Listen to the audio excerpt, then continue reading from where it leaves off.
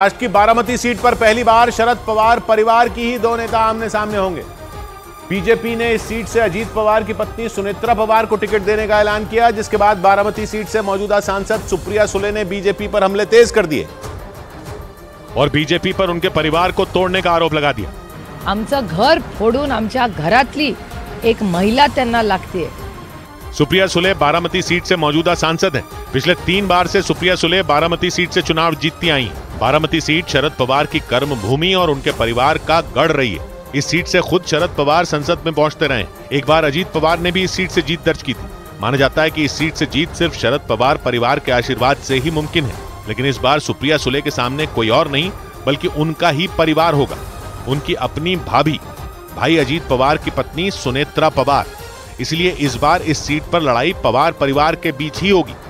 जबकि शरद पवार के परिवार की जड़ें महाराष्ट्र की राजनीति में करीब 100 साल पुरानी बताई जाती हैं। देश की आजादी से भी पहले शरद पवार का परिवार बारामती की राजनीति में एक्टिव हुआ करता था और चुनावी राजनीति में भी भाग लेता था। देश की आजादी से 9 साल पहले यानी 1938 में शरद पवार की मां शारदाबाई पवार पुणे लोकल बोर्ड चुनाव में उतरी थी और निर्विरोध जीतने में कामयाब हो गई थी। लोकल बोर्ड उस वक्त नगर निगम को कहा जाता था। शरद पवार की मां शारदाबाई पवार की गिनती उस वक्त उन चंद महिलाओं में होती थी जो राजनीति में उतरकर लोगों की सेवा करने के काम में लगी थी। उस वक्त राजनीति में महिलाओं की गिनती काफी कम हुआ करती थी। खुद शरद पवार कई बार कह चुके हैं कि उनके परिवार में राजनीति के जरिए लोगों की सेवा करने का रास्ता उनकी मां नहीं खोला। हालांकि शरद पवार की राजनीति में एंट्री 1958 में हुई और उस वक्त वो यूथ कांग्रेस में शामिल हुए थे, लेकिन उनके बड़े भाई वसंतराव पवार पहले से वहां पर अपनी धाक जमा चुके थे। उस वक्त संयुक्त महाराष्ट्र समिति नाम की एक पार्टी ने शरद पवार के भाई वसंतराव पवार को उम्मीदवार बनाया था और उनका सामना कांग्रेस के उस वक्त के बड़े नेता गुलाबराव जेडे से था। उपचुनाव इसलिए हो रहा था क्योंकि गुलाबराव जेडे के पिता केशवराव जेडे का निधन हो गया था। उन्हें चुनौती मिल रही थी संयुक्त महाराष्ट्र समिति के उम्मीदवार और शरद पवार के बड़े भाई वसंतराव पवार से। शरद पवार कांग्रेस के नेता थे और उन्हें कांग्रेस के उम्मीदवार के प्रचार के लिए काम सौंपा गया था। उन्हें पार्टी और परिवार में एक को चुनना था और उन्होंने चुना पार्टी को और अपने ही भाई वसंतराव पवार के खिलाफ चुनाव प्रचार शुरू कर दिया।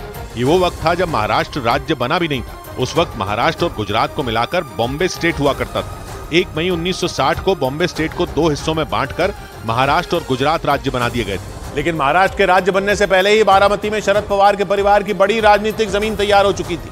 इसमें सबसे बड़ी भूमिका रही उनके पिता गोविंदराव पवार की, जिन्होंने पूरे बारामती के गन्ना किसानों को एकजुट किया और फिर एक सहकारी समिति बनाई। इस सहकारी समिति की वजह से ही महाराष्ट्र के किसानों को उनकी फसल का बढ़िया दाम मिलने लगा। ये बारामती के लिए एक क्रांतिकारी बदलाव था, क्योंकि बारामती लंबे वक्त तक सूखे की मार झेल चुका था। पूरे इलाके में गरीबी और बेकारी थी, लेकिन शरद पवार के पिता ने गन्ना किसानों को एकजुट कर उनमें उत्साह भरा। फिर पवार परिवार के ही रसूख के दम पर बारामती में उद्योग धंधे भी आए। जो बड़े बड़े औद्योगिक घराने पुणे में काम करते थे, माना जाता है कि उन्हें पवार परिवार ने बारामती का रास्ता दिखाया। इसीलिए बारामती के लोग वहां की सूरत बदलने में पवार परिवार की भूमिका मानते हैं। उधर उमेश